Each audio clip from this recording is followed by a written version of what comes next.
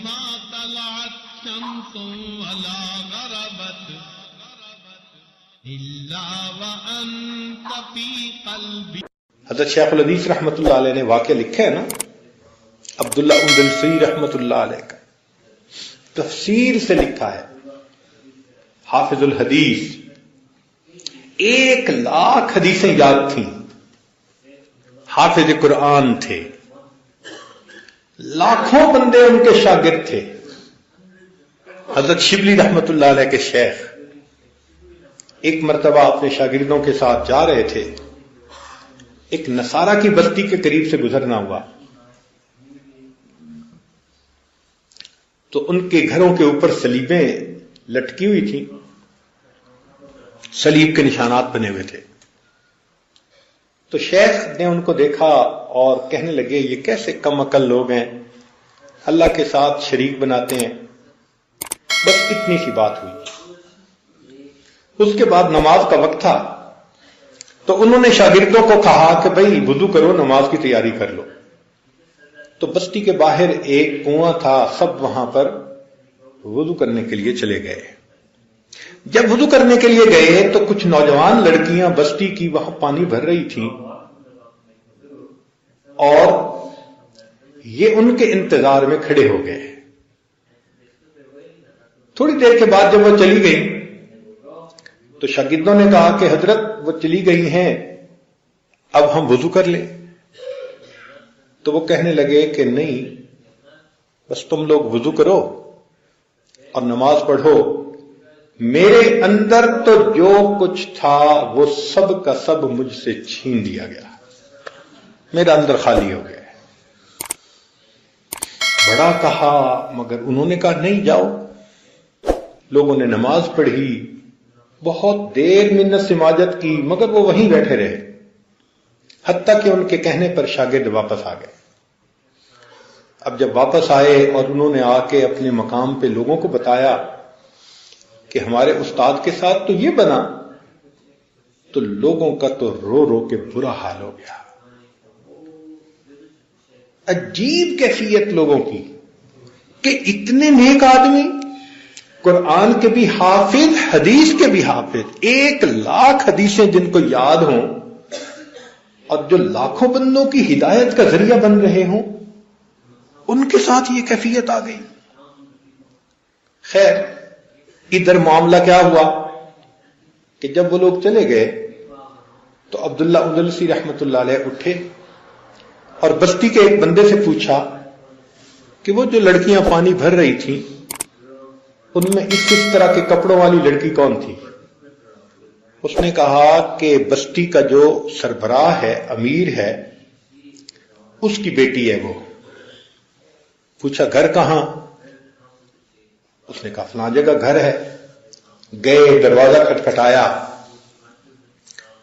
تو وہ نصرانی نکلا. پوچھا اس سے کہ کیا یہ تمہاری بیٹی تھی جو ابھی پانی بھر کے واپس آئی؟ اس نے کہا. کہنے لگے کہ کیا میری اس سے شادی ہو سکتی ہے؟ اس نے کہا بھئی دیکھو ہم اجنبی لوگوں سے تو شادی کرتے نہیں، اگر تم چاہتے ہو تو ہمارے پاس کچھ عرصہ رہو، ہماری آپس میں تعارف ہو تو پھر ہم سوچ سکتے ہیں. کہنے لگے ٹھیک ہے میں رہتا ہوں. اس نے کہا مگر ایک کام کرنا ہوگا. کیا؟ کہ ہم نے سور پالے ہوئے ہیں کئی سارے، جیسے لوگ بکریاں پالتے ہیں نا، ایسے سور پالتے تھے یہ نصرانی، تو ان کو چرانا پڑتا ہے. تو آپ کی یہ ڈیوٹی ہوگی کہ آپ سارا دن سور چرائیں گے، یہ کام کریں گے، پھر یہاں رہیں گے. کہنے لگے ٹھیک ہے. اب اندازہ لگائیے، صبح ہوتا یہ سور نکالتے اور سوروں کو سارا دن چراتے ہوئے شام کو واپس لے آتے. 1 سال اسی حال میں گزر گیا. ادھر شبلی رحمت اللہ علیہ، ان کو اپنے استاد سے بڑی محبت تھی، سچی عقیدت تھی. وہ ہمیشہ سوچتے تھے کہ جو ان کے ساتھ ہوا یہ اللہ کی طرف سے کوئی امتحان ہے. مگر میرے شیخ نیک تھے، متقی تھے، اللہ ان کی حفاظت ضرور کریں گے. 1 سال کے بعد وہ ان کے حالات کا پتہ کرنے کے لیے اس بستی میں آئے. بندوں سے پوچھا بھئی اس طرح کا ایک بندہ یہاں رہتا ہے؟ ان کا ہاں تم باہر چلے جاؤ اور وہاں سور چر رہے ہوں گے اور وہ ان کو چرا رہا ہوگا. تو وہ باہر کی طرف چلے گئے. ایک میدان میں دیکھتے ہیں کہ گھاس ہے اور سور چر رہے ہیں اور یہ شیخ اس جگہ کھڑے ہوئے. قریب آئے, پوچھا کہ آپ تو قرآن مجید کے حافظ تھے, کیا ابھی قرآن مجید کا حفظ باقی ہے؟ کہنے لگے نہیں, میں پورا قرآن پاک بھول گیا. پورا قرآن پاک بھول گئے. انہوں نے کہا کوئی ایک آیت یاد ہو؟ تو سوچ کے کہنے لگے ہاں ایک آیت مجھے یاد آتی ہے. کیا؟ وَمَن يُهِنِ اللَّهُ فَمَا لَهُ مِن مُكْرِمٍ, جسے اللہ ذلیل کرنے پہ آتا ہے اسے عزت دینے والا کوئی نہیں ہوتا. اللہ کی شان بے نیازی دیکھیے. جسے اللہ ذلیل کرنے پہ آتا ہے اسے عزت دینے والا کوئی نہیں ہوتا. بس یہ آیت یاد رہ گئی کہ آپ تو حدیث کے حافظ تھے. 1,00,000 حدیثیں بھول گیا. کوئی یاد ہے؟ ہاں ایک یاد ہے, من بدل دینہ فاقتلوہ, جو اپنے دین کو بدل دے اس بندے کو قتل کر دیا جائے. ایک آیت یاد رہی اور ایک حدیث یاد رہی. اور شبلی رحمت اللہ علیہ نے دیکھا وہی جبہ اور وہی امامہ اور وہی ہاتھ میں عصا کہ جس کو لے کر وہ کبھی جمعے کا خطبہ دیا کرتے تھے اور حدیثیں پڑھایا کرتے تھے اور لوگوں کو سنایا کرتے تھے, آج اسی حال میں کھڑے سوروں کی نگرانی کر رہے ہیں. شبلی رحمت اللہ علیہ رونے لگے اور رونے سے پھر انسان کے لیے دروازے کھل جاتے ہیں. ان کے رونے کو دیکھ کر شیخ کے اوپر بھی گریہ طاری ہوا اور اس گریے کی حالت میں انہوں نے یہ الفاظ کہے, اللہ میں آپ سے یہ گمان تو نہیں کرتا تھا, اے اللہ میں آپ سے یہ گمان تو نہیں کرتا تھا کہ میں اس حال میں پہنچ جاؤں گا. اے اللہ میں یہ گمان تو نہیں کرتا تھا. بس اللہ رب العزت کی پھر رحمت متوجہ ہوئی اور اللہ نے پھر ان کے دل میں وہ نعمت واپس لوٹا دی. پھر وہ واپس آئے, پھر اللہ نے قرآن پاک بھی واپس یاد کروا دیا, 1,00,000 حدیثیں بھی یاد کروا دی. تو شبلی رحمت اللہ علیہ نے ان سے پوچھا کہ حضرت یہ سارا معاملہ جو ہوا اس کے پیچھے معاملہ کیا تھا؟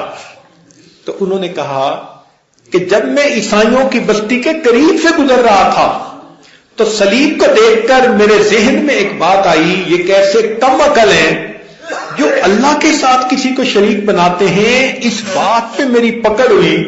اللہ نے فرمایا اچھا تم اگر ہدایت پر ہو یہ تمہاری عقل کا کمال ہے یا یہ میرا فضل و کمال. اللہ اکبر کبیرہ.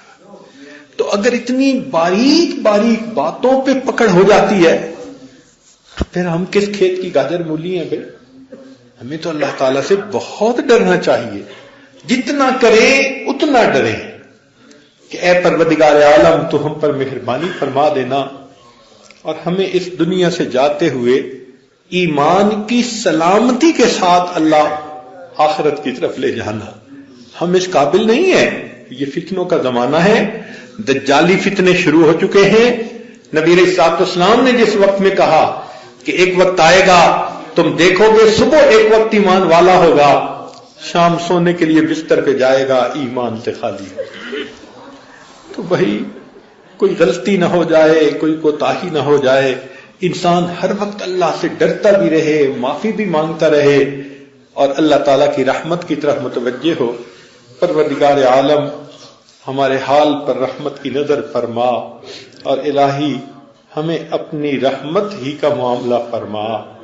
ربنا تقبل منا انك انت السميع العليم تب علينا انك انت التواب الرحيم برحمتك يا ارحم الراحمين.